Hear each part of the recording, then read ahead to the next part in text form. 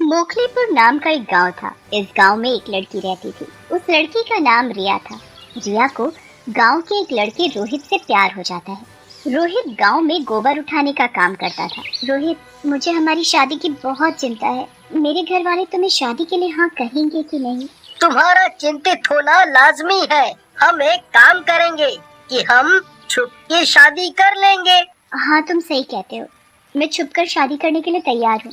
ठीक है, हम कल मंदिर में जाके शादी कर लेंगे। तुम कल शादी के जोड़े में तैयार रहना।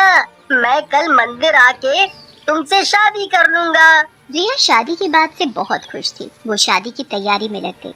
रिया की माँ का देहांत 5 साल पहले हो गया था। वो अपनी माँ से बहुत प्यार करती थी, इसीलिए वो अगले दिन अपनी माँ का शादी का लाल रंग का लहंगा पहनकर शादी के लिए मंदिर चली जाती है।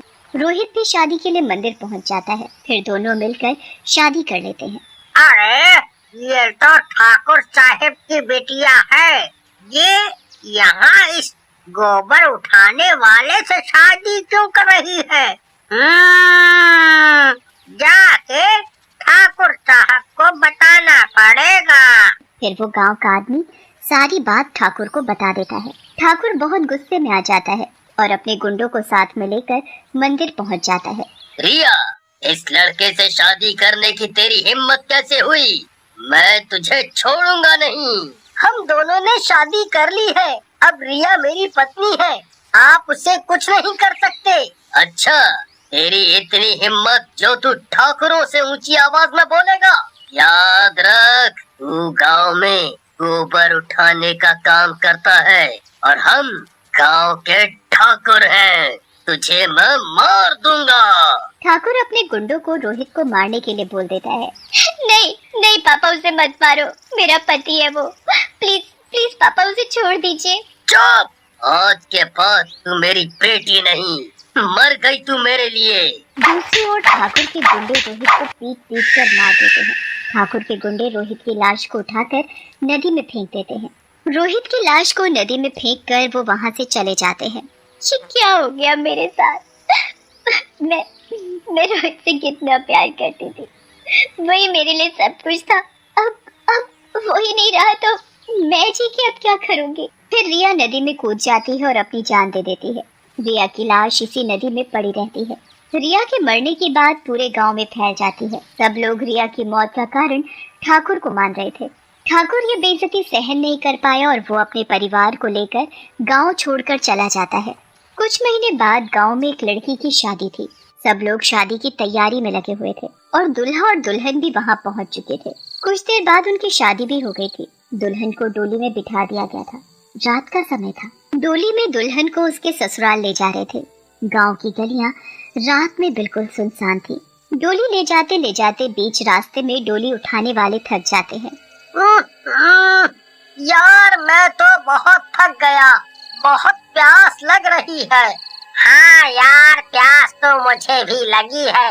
एक काम करते हैं, डोली को यहीं नीचे रख देते हैं और थोड़ी देर पानी पीकर आराम करके फिर लेके चलेंगे। हाँ भाई, सही कह रहा है, यही करते हैं। अरे बहुरिया, हम थोड़ा पानी वानी पीकर आते हैं। थोड़ी देर में डोली यहीं रख रहे हैं। कोई दिक्कत तो ना है? नहीं नहीं, कोई दिक्कत नहीं है, आप जाइए। वो दोनों आदमी डोली को वहीं बीच रास्ते में रख देते हैं और पानी पीने के लिए नदी किनारे चले जाते हैं। दुल्हन वहाँ डोली में अकेले बैठी हुई थी। अरे बाप रे, यहाँ तो बड़ी ठंड हो रही है। ऊपर से ना जाने मैं ससुराल कब पहुँचूंगी। तभी दुल्हन को पीछे से कोई आवाज सुनाई देती है। दुल्हन झटके से पीछे मुड़कर देखती है। शायद कोई कुत्ता होगा। इतनी रात को कोई यहाँ घूम तो नहीं सकता। फिर थोड़ी देर बाद दुल्हन को एक डरावनी चिल्लाहट सुनाई देती है। दुल्हन बहुत डर जाती है और डोली के बाहर निकल जाती है। कौन है? कौन है वहाँ? कौन चिल्लाया? कौन है? तभी दुल्हन को महसूस होता है कि उसके पीछे कोई खड़ा है। वो पीछे मुड़कर देखती है कि एक डरावनी चुड़ैल खड़ी हुई है। वो चुड़ैल बहुत डरावनी होती है और उसने शादी का लाल रंग का लहंगा पहन रखा होता है। मैं तुम्हें शादी नहीं करने दूंगी। तभी चुड़ैल अपने नुकीले और लंबे नाखून से दुल्हन को मार देती है। वो दुल्हन की लाश को नदी में फेंक देती है और खुद डोली में बैठ जाती है। तभी डोली उठाने वाले वहाँ आराम करके वापस आ जाते हैं। वो डोली उठाकर ससुराल जाने के लिए आगे बढ़ते हैं। उन दोनों को जरा सी भी खबर नहीं थी कि अब इस डोली में वो दुल्हन नहीं, एक चुड़ैल बैठी है। चुड़ैल तभी डोली के अंदर बैठी बैठी डरावनी आवाज निकालती है। वो दोनों डर के मारे रुक जाते हैं। भाई, ये डरावनी आवाज कहाँ से आ रही है? भाई, मुझे भी समझ नहीं आ रहा है, ये इतनी डरावनी आवाज आ कहाँ से रही है? क्या हुआ? तुम दोनों रुक क्यों गए? वो दोनों आदमी चुड़ैल को देखकर बहुत डर जाते हैं। पीछे वाला आदमी जल्दी भाग जाता है और आगे वाला आदमी डर के मारे कुछ सोच ही नहीं पाता है। चुड़ैल उस आदमी को मार देती है और उसकी लाश को वहीं बीच रास्ते में छोड़कर चली जाती है। दूसरा आदमी ससुराल वालों के पास जाकर उन्हें सारी बातें बता देता है। ससुराल वाले ये बात सुनकर बहुत रोते हैं और डर भी जाते हैं। मुझे ये सब बातें गांव के पंचायत को बतानी पड़ेंगी, वही कुछ कर सकती है। अगली सुबह दूल्हा गांव की पंचायत के पास रोता रोता जाता है और उन्हें बताता है कि कैसे उस चुड़ैल ने दुल्हन को मार दिया। उसी वक्त एक और आदमी वहां पंचायत के पास पहुंचता है। साहब, हमारी गली के पास एक आदमी की लाश पड़ी हुई मिली है। हम सब जब सुबह उठे तो वो हमारी गली में पड़ी हुई मिली। पंचायत उस आदमी का कहा मानकर उस लाश के पास चले जाते हैं। लाश पर वार का निशान किसी इंसान का नहीं लग रहा है। ऐसा लग रहा है जैसे किसी ने अपने नाखून से इसका कत्ल किया हुआ है। तभी वहाँ वो दूल्हा पहुँचता है। साहब, ये आदमी तो वही है जो मेरी बीवी की डोली लेकर आ रहा था। सरपंच ये बात सुनकर सोच में डूब जाता है। मुझे भी ये मामला ठीक नहीं लग रहा है। हम इसके बारे में पूरी तहकीकात करेंगे। गांव की पंचायत इस मामले को सुलझाने में लग जाती है। इस हादसे के बाद गांव में जब भी किसी शादीशुदा लड़की की डोली निकलती थी, उस नई नवेली दुल्हन की मौत हो जाती थी और लाश पर वही नाखून के निशान पाए जाते थे। पंचायत के पास भारी संख्या में इस मामले की कंप्लेंट आने लगी और एक खबर ये भी पता चली कि दुल्हन की हत्या करने वाली कोई चुड़ैल है।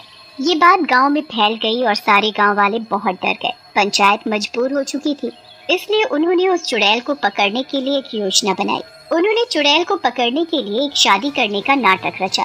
चुड़ैल को काबू करने के लिए उन्होंने एक तांत्रिक को भी बुलाया।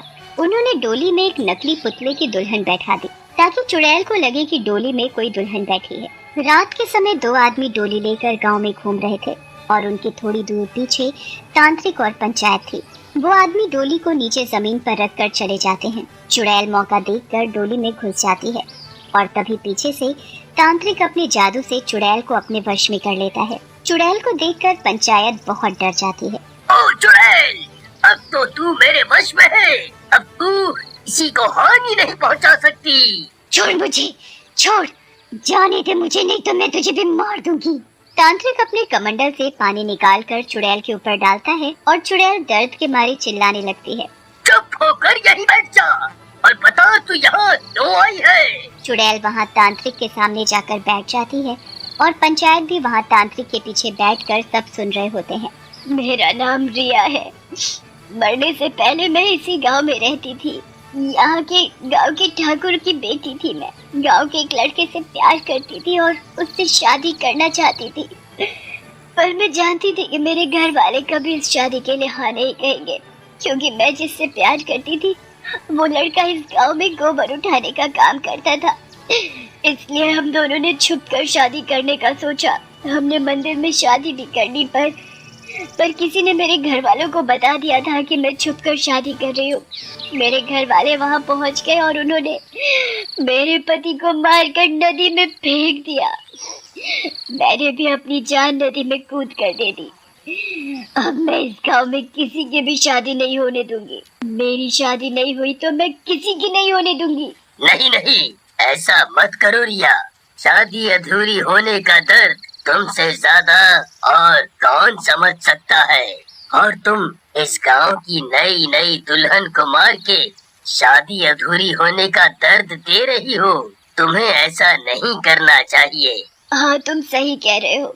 जो मेरे साथ हुआ उसके बदले की आग में मैं कुछ सोच ही नहीं पाई और मैंने इतनी बड़ी गलती कर दी। मुझे माफ कर दीजिए। फिर वो चुड़ैल वहाँ से हमेशा हमेशा के लिए गायब हो जाती है।